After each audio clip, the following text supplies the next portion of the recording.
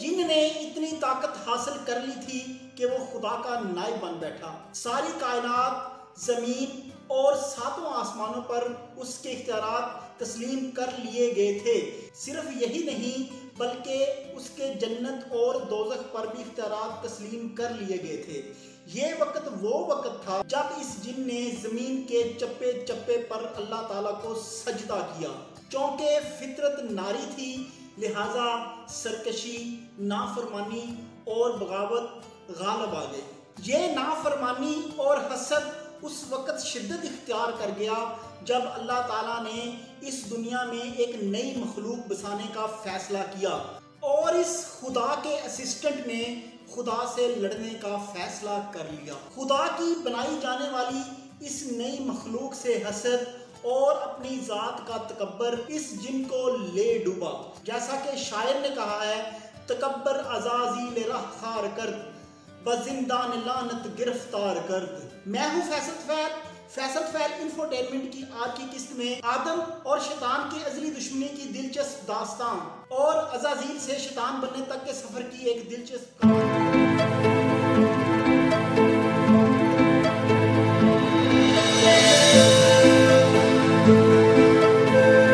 فرشتے زمین پر حملہ کر کے 182 سالہ عزازیل کو پہلے آسمان پر لے گئے۔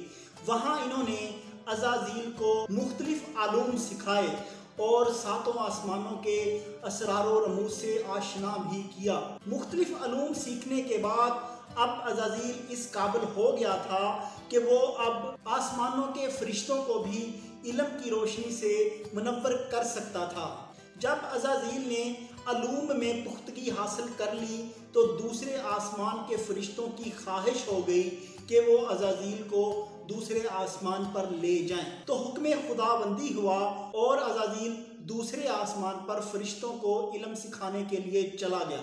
اسی طرح وہ تیسرے آسمان کے فرشتوں کو بھی علم سکھاتا رہا، چوتھے آسمان کے فرشتوں کو بھی علم سکھاتا رہا، پانچویں اور چھٹے آسمان کے فرشتے بھی اس کے علم سے استفادہ حاصل کرتے رہے۔ پھر وہ وقت بھی آ گیا کہ ساتویں آسمان کے فرشتوں نے بھی عزازیل سے علم سیکھنے کی خواہش کر دی۔ ان خواہش کرنے والے فرشتوں میں جنت کے داروغہ رضوان کا نام بھی آتا ہے۔ پھر عزازیل ساتویں آسمان منتقل ہو گیا اور وہاں کے فرشتوں کو علوم سکھانے لگا۔ کہا جاتا ہے کہ عزازیل نے علوم میں اتنی پختگی حاصل کر لی تھی کہ وہ 30,000 سال تک مقربین کا استاد بھی رہا، اور زہد اور تقوی میں اتنا آگے نکل گیا کہ 14,000 سال تک وہ عرش کا طواف بھی کرتا رہا۔ عزازیل کی فرشتوں کے ساتھ قیام کرنے کی مدت تقریباً 80,000 سال ہے۔ ایک دن عزازیل کو خبر ملی کہ اس کی قوم کے بچے کھچے افراد اب پھر کسی رہبر کی تلاش میں ہیں، تو عزازیل نے اللہ کے حضور درخواست کی کہ اسے اس کی قوم کی رہبری کے لیے بھیجا جائے۔ اللہ تعالیٰ نے اس کی اس درخواست کو قبول کرتے ہوئے یہ اختیار دے دیا کہ وہ چاہے تو خود چلا جائے، نہیں تو کسی اپنے اسسٹنٹ پیغمبر کو بھیج دے۔ تو عزازیل نے ایک متقی اور عبادت گزار جن جس کا نام سہلو تلیس بن بلاہت ہے، اس کو زمین پر اپنی قوم کی رہنمائی کے لیے بھیجا، لیکن وہ جن کافی عرصے تک واپس نہیں آیا۔ پھر عزازیل نے ایک اور جن کو بھیجا، لیکن وہ جن بھی واپس نہیں آیا۔ پھر عزازیل نے ایک اور بزرگ لیکن چلاک جن جس کا نام آصف بن یاسف تھا، اس کو زمین پر بھیجا کہ وہ پتہ کرے جو پہلے میں نے پیغمبر بھیجے ہیں زمین پر، وہ ابھی تک واپس کیوں نہیں آئے۔ آصف بن یاسف نے واپس آ کر عزازیل کو رپورٹ دی کہ ان کے بھیجے ہوئے تمام پیغمبروں کو ان کی قوم نے قتل کر دیا ہے۔ یہ سن کر عزازیل آگ بگولا ہو گیا۔ اس نے اللہ سے اجازت مانگی اور فرشتوں کے ساتھ ان جنوں پر حملہ آور ہو گیا، اور اس نے تمام سرکش اور باغی جنات کو قتل کر دیا۔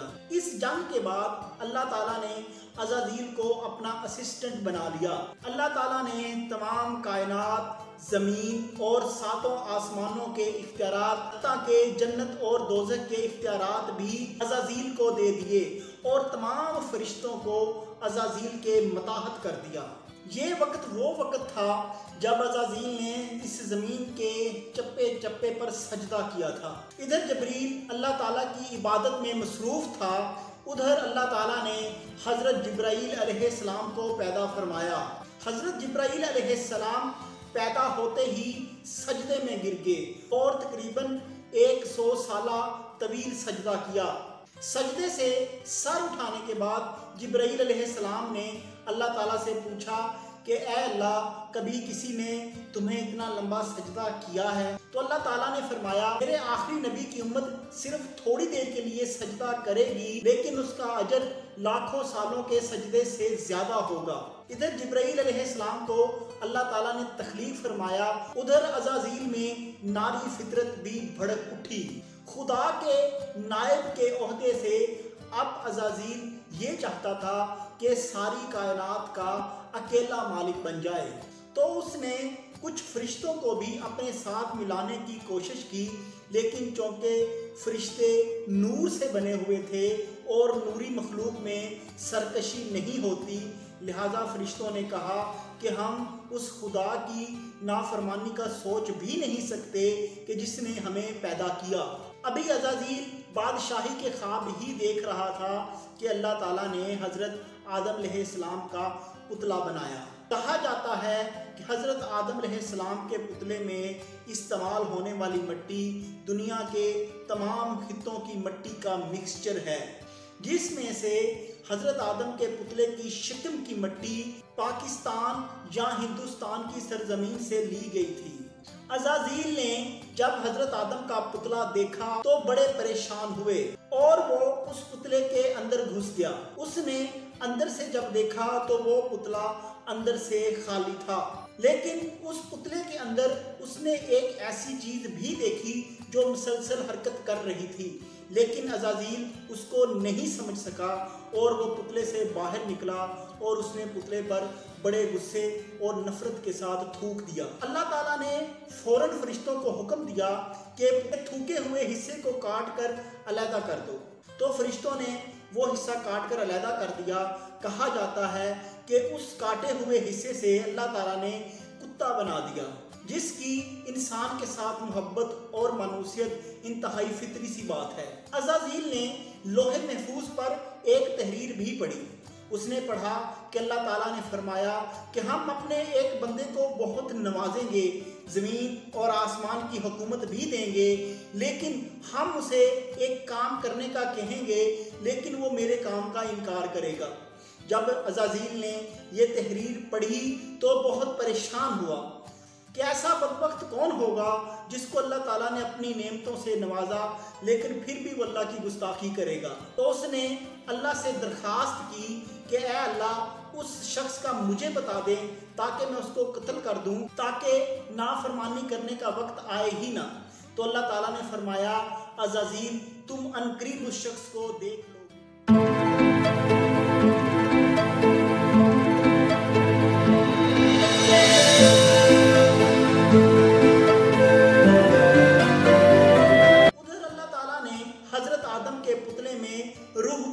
روح پھونکنے کے ساتھ ہی آدم نے اللہ تعالیٰ کو سجدہ کیا۔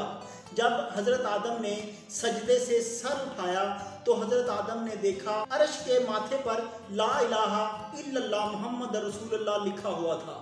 تو اس نے اللہ تعالیٰ سے پوچھا کہ لا الہ الا اللہ سے مراد تو آپ کی ذات ہے، لیکن یہ محمد رسول اللہ کیا ہے؟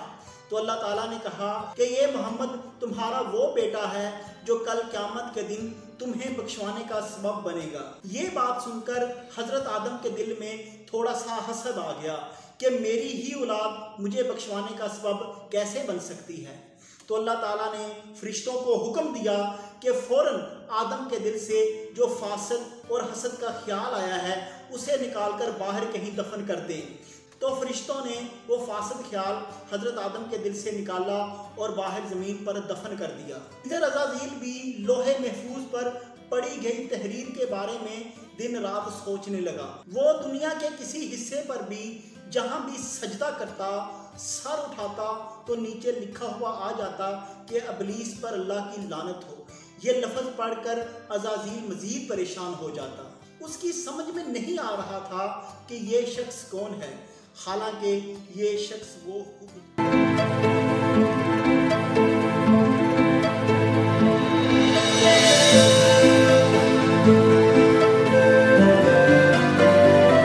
حضرت آدم کی پیدائش کے بعد اللہ تعالیٰ نے تمام فرشتوں کو جمع کیا اور حکم دیا کہ وہ آدم کو سجدہ کریں۔ اللہ نے یہ حکم عزازیل کو بھی دیا۔ تمام فرشتوں نے اللہ تعالیٰ کے حکم کو بجا لاتے ہوئے حضرت آدم کو سجدہ کیا، لیکن عزازیل نے سجدہ نہیں کیا۔ تو اللہ نے پوچھا کہ تم نے سجدہ کیوں نہیں کیا؟ تو اس نے جواب دیا کہ میں آگ سے بنا ہوں اور میں مٹی سے بہتر ہوں۔ یہ الفاظ کہنے ہی تھے کہ عزازیل کے جسم سے جنت کا لباس اترنا شروع ہو گیا۔ پھر اللہ تعالیٰ نے عزازیل کو مردود اور ابلیس کہہ کر اپنی درگاہ سے دھتکار دیا، اور اس کے بعد اللہ تعالیٰ نے حضرت حوا کو پیدا کیا اور پھر ان دونوں کو جنت میں داخل کر دیا۔ وہ فاسد خیال جو آدم کے دل میں آیا تھا اور جسے فرشتوں نے جنت کے کسی مقام پر بو دیا تھا، وہ ایک پودے کی شکل اختیار کر گیا۔ تو اللہ تعالیٰ نے حضرت آدم اور حوا کو کہا کہ تم دونوں اس پودے کے قریب نہیں جاؤ گے، لیکن عابد، زاہد، بلال، تقی، کبازان کا لقب پانے والا شیطان کیسے گوارا کر سکتا تھا کہ اس کا دشمن آرام کے ساتھ جنت میں رہے؟ تو شیطان نے ایک فرشتے کا روپ دھارا اور جنت کی طرف چلا گیا، لیکن جنت کے دروغہ رضوان نے اسے اندر نہیں جانے دیا۔ کم و بیش 3000 سال تک وہ جنت میں داخلے کا انتظار کرتا رہا۔ پھر اچانک اسے ایک طاؤس نظر آیا، یعنی کہ مور۔ شیطان نے مور سے درخواست کی کہ وہ اسے جنت میں لے جائے۔ مور نے درخواست ماننے سے معذرت کر لی اور کہا کہ یہ کام میرا ایک دوست حیا کر سکتا ہے، یعنی کہ سانپ۔ اتنی دیر میں حیا آ گیا۔ مختلف روایات میں آتا ہے کہ یہ حیا یعنی سانپ بہت خوبصورت جانور تھا۔ اس کے 4 پیر تھے اور یہ کسی نور کی طرح چمکتا تھا، اور اس کے منہ سے مشک اور عنبر کی خوشبو بھی آتی تھی۔ شیطان نے حیا کو کہا کہ وہ مجھے جنت میں داخل کر دے۔ تو حیا نے اپنا منہ کھولا اور شیطان اس کی زبان پر بیٹھ کر جنت میں داخل ہو گیا۔ اس نے اماں حوا کو دیکھا اور اسے ورگلانے کی کوشش کی، جس میں وہ کامیاب بھی رہا، اور اسے وہ پھل جو اللہ تعالیٰ نے کھانے سے منع فرمایا تھا وہ کھانے پر مجبور کیا۔ کہا جاتا ہے کہ حضرت اماں حوا نے اس درخت کے 7 خوشے توڑے، ایک خود کھایا، 5 حضرت آدم کے لیے رکھے اور ایک خوشہ بھی اپنے پاس رکھ لیا۔ جب حضرت آدم آئے تو اماں حوا نے حضرت آدم کو بھی وہ 5 خوشے کھلا دیے۔ ابھی یہ پھل کھانا ہی تھا کہ دونوں میاں بیوی کے جنت کے لباس اتر گئے۔ کہا جاتا ہے کہ انجیر اور عود کے درخت کے پتے ایٹومیٹکلی آ کر اماں حوا اور حضرت آدم کے جسم سے لپٹ گئے تھے۔ اللہ تعالیٰ نے حضرت آدم، حضرت اماں حوا، شیطان، حیا، طاؤس، عود اور انجیر کو اپنی عدالت میں طلب کر لیا۔ شان قہاری پورے جلال کے ساتھ برس رہی تھی اور یہ سارے کردار اپنا حساب دینے کے لیے خدا کے سامنے موجود تھے۔ اللہ تعالیٰ نے ان 5 کرداروں کو زمین پر پھینک دیا۔ کہتے ہیں جناب آدم کو کولمبو یعنی سری لنکا میں پھینکا گیا، بعض ہندوستان کا بھی نام لیتے ہیں۔ حضرت اماں حوا کو جدہ میں اتارا گیا، شیطان کو بصرہ میں اتارا گیا، طاؤس کو حبشہ میں اتارا گیا، اور سانپ یعنی حیا کو اصفہان میں اتارا گیا۔